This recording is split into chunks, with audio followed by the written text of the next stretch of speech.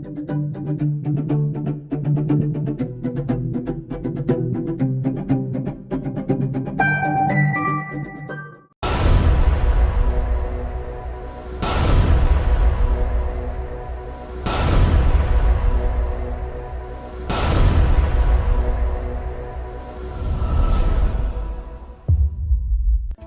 आपको राम की कहानी सुनाता हूं, मुझे आपने जवाब देना है ठीक से। बेटे, राम चौथी क्लास में, जब राम चौथी क्लास में था तो उसको 3 साल लगे चौथी पास करने में। फिर जब अगली क्लास में आया तो उसे 3 साल लगे। फिर वो जब अगली क्लास में आया तो अपने स्कूल में टॉप कर गया। जब वो उससे अगले साल आया तो अपने कॉलेज में टॉप कर गया, और जब उससे अगले साल आया तो ऑल ओवर इंडिया टॉप कर गया। अब उसने सीए का इम्तिहान दे रखा है। बताइए, वो फेल हो जाएगा कि अब भी टॉप कर जाएगा? मैं ये पूछना चाहता हूं। पहले एक बच्चा नालायक था, कहने की बात यह है, पहले एक नालायक था, अब होशियार हो गया है, और अब उसने होशियार होकर एक पेपर दिया है। क्या अब भी वो होशियार ही रहेगा? नालायक पीतमपुरा वाले कह रहे हैं वो फेल हो जाएगा, चंडीगढ़ वाले कह रहे हैं जी टॉप होगा। बिल्कुल ठीक बेटे, मैं आपको वैसे बता दूं, खैर हालांकि मैं कोई अपनी बात नहीं कर रहा, लेकिन आपको मोटिवेशन के लिए वैसे बताना भी ठीक रहेगा।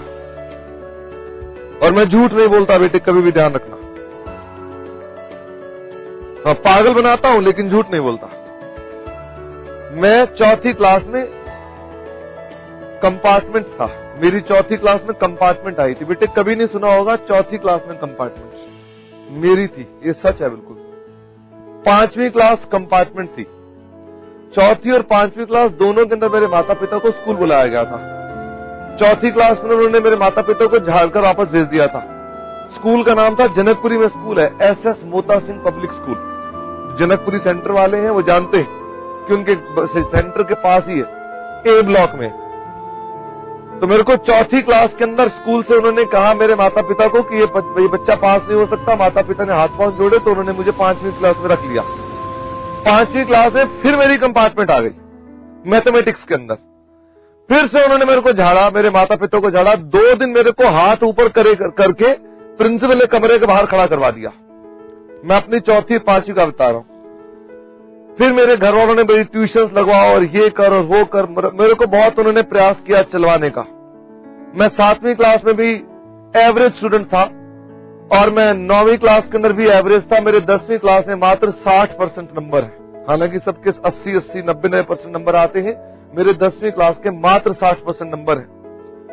11th क्लास में मैं बहुत थक चुका था नालायक रह रहकर, मुझे बड़ी परेशानी होती थी। जब देखो जो आता था डांटता था, पीटीआई था तो मुझे पीटता था, और अगर कोई SS मोता सिंह स्टूडेंट के होंगे तो गुलेरिया सर थे वो कुछ नहीं देखते थे, पहले तो पिटाई शुरू करते थे, और मेरी ही पिटाई होती थी हर बार। और अल्टीमेटली मैं परेशान था। 11th क्लास के अंदर मैंने कॉमर्स का चुनाव किया। इसके पीछे कोई प्लानिंग ये नहीं थी कि मुझे कॉमर्स अच्छी लगती थी, लेकिन ये कम से कम पक्का था कि मुझे साइंस बहुत बुरी लगती थी। मेरी साइंस और मैथमेटिक्स से मुझे बहुत दिक्कत होती थी, जिसके चलते मैंने 11th क्लास में कसम खाई कि नहीं, अब की बार नहीं, अब तो मैं निश्चित रूप में अच्छे से पढ़ूंगा। मेरे पास बस एक ही बदलाव आया था कि अब मुझे पढ़ना है। बहुत हो गया, बहुत हो गया, घर वालों से डांट खाना बहुत हो गया, रिश्तेदारों के सामने मुंह छुपाना बहुत हो गया, स्कूल वालों से मुंह छुपाना बहुत हो गया, और जगह से परेशानी उठाना। 11th क्लास के अंदर मैंने अपने स्कूल में टॉप किया था। 11th क्लास की बात कर रहा हूं, कॉमर्स के अंदर। 12th क्लास के अंदर भी मैंने स्कूल टॉप किया था। 12th क्लास में अकाउंट्स का ओलंपियाड हुआ, और मैंने ओलंपियाड ऑल ओवर दिल्ली के लेवल पर मैंने गोल्ड मेडल जीता था।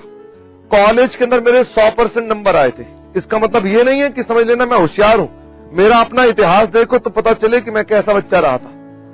बस एक बदलाव आया था कि नहीं, अब पढ़ना है, बहुत हो गया। फिर मैंने गोल्ड मेडल जीता, यूनिवर्सिटी के अंदर मैंने डिग्री ली। फिर मैंने सीए का इम्तिहान दिया। सीए के अंदर मेरे पास हमारा एंट्रेंस एग्जाम हो गया था, बिकॉज यूनिवर्सिटी करके आया था मैं, तो मेरे पास इन दैट के सीए का इंटरमीडिएट पेपर होता था। वहां मेरा all over India 7th rank आया था, नॉर्थ इंडिया का 1st रैंक था। इसी प्रकार से मेरा सीए फाइनल में 21वां रैंक आया था। आईसीडब्ल्यू मैंने फर्स्ट अटेम्प्ट में, सीएस मैंने फर्स्ट अटेम्प्ट में पास की थी। इसका मतलब ये समझने का प्रयास करें, मैं होशियार था नहीं, चौथी पांचवी का कंपार्टमेंट का आदमी आपको पढ़ा रहा है। आप ये सोच के चला करो कि जिस आदमी का चौथी में कंपार्टमेंट आ गया उसका कितना बुरा हाल रहता होगा। आप में से किसी की चौथी में कंपार्टमेंट नहीं होगी, मेरी चौथी पांचवी की कंपार्टमेंट है। लेकिन मैं ऐसा नहीं कि मेरे से मैं जितना मैं जानता हूं कि कोई नालायक नहीं होता, उतना शायद आप भी ना जानते हो। मैंने नालायकों की श्रेणी में पीछे बैठकर क्लासें अटेंड कर रखी। मैं जानता हूं कोई भी नालायक नहीं होता, ये हम सबका एक वहम होता है। जितने टीचर भी आप लोगों को कहते हैं नालायक है, मैं जानता हूं आप में अंदर कितना पोटेंशियल और आपका कितना दिमाग है। बस उसे चैनलाइज करने की आवश्यकता है। शायद मेरे में 11वीं क्लास में एक बदलाव आया और मैं उम्मीद करता हूं आपके भी बदलाव कभी न कभी आएगा। जिस दिन ये बदलाव आपके भीतर आएगा उस दिन आपके लिए बहुत ज्यादा इंप्रेसिव आपके लाइफ के अंदर बदलाव आएंगे। जब तक आप ये सोच रहे हैं सब कुछ चल रहा है, जैसे मैं चौथी, पांचवी, छठी, सातवीं, आठवीं, नौवीं, 10वीं तक चल रहा है और 10वीं में आकर मैंने कहा घड़ा भर गया, बस और नहीं। जिस दिन मुझे पता चला था बस और नहीं, तो मैंने उसके अंदर अपने में कुछ बदलाव लाने शुरू किए। बेटे आप भी वो बदलाव ला सकते हैं, ऐसा थोड़ा ना कि आप बदलाव नहीं ला सकते। पॉइंट ये है कि आप लोग सिर्फ ये समझें कि हमने जीवन में कुछ करना है।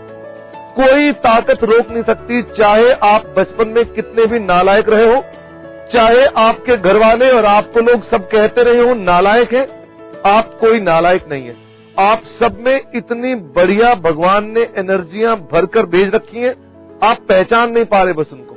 आप वो एनर्जी गलत जगह पर लगा देते हैं। अगर ठीक जगह पर लगाना शुरू कर दें तो बेटे कुछ भी खेल नहीं है, कुछ भी खेल नहीं है। It is so simple. मुझे उम्मीद है आप लोग निश्चित रूप में अपने लाइफ में कुछ बदलाव लाने का प्रयास करेंगे और बदलाव एक ही है कि मुझे पढ़ना है बस। और पढ़ना वो नहीं कि रटना है, समझना है ये क्या चीज है। मैंने अपने पास अकाउंटेंसी जब पढ़नी शुरू करी थी 11वीं में, मैं साइंस को रटता था। मास क्या होता है, डेंसिटी क्या होती है, उसकी परिभाषाएं रट के मैंने उसका तोता हो लिया था। लेकिन फिर मुझे पता नहीं था कि हाँ स्पीड में और एक्सेलरेशन में क्या अंतर है, मुझे नहीं पता था। स्पीड और वेलोसिटी में क्या अंतर है, मुझे नहीं पता था। लेकिन मैंने अकाउंटेंसी को हमेशा इस एंगल से पढ़ा कि मुझे इसे समझना ये है क्या। बस इतना सा बदलाव था और कुछ नहीं। आप भी ऐसे बदलाव लाने का प्रयास करें, रटना बंद कर दें।